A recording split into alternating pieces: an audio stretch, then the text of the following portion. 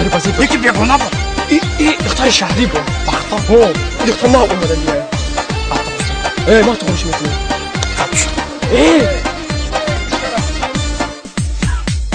انا گوش کن. چرا میدونی چه می‌نویسم؟ می‌نویسم که هم دختر که اومد نه. هم در می‌نویسم که من آتشم دل کبوتر سوزه برای بچه مقتی بسته در شاخه گل سنبولم دوتر سوزه برای بچه مقتی بسته در خانه اگر بیادی تو ناله کنم برای بچه مقتی بسته ای بچه ها اگه تو خود دادن نمیتونی نشمال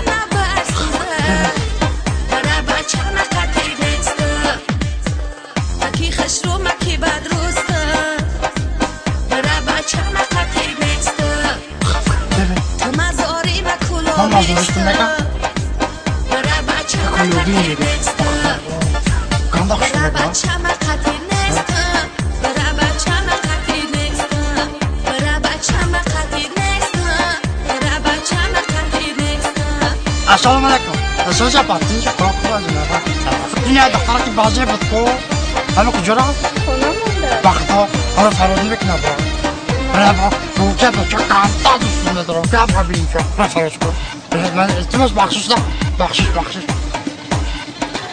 ترمینه قطع یه او سگلی سنجی تایی ای سگلی خواب برای بچه مقتی بسته خش رو بچه ای کولا و میگیر و میاد برای بچه مقتی بسته خش رو بچه ای کولا و بگو آپا برای بچه مقتی بسته جون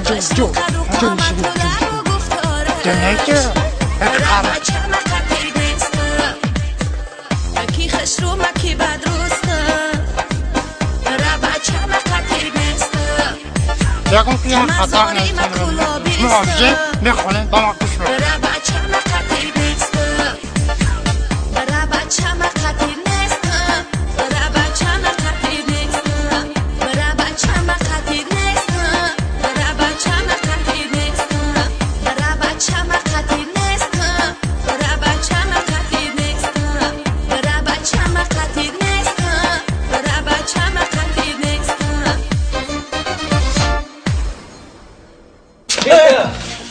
السلام علیکم خوبی تیم که فرا خدا نه چه خونه کی اکل برات نخوری گفتم نخوری من Şuraya gideceğim. Şuraya gideceğim. اکا اما خونه اکا برای نوکری بکو اما ادمینی چی داری؟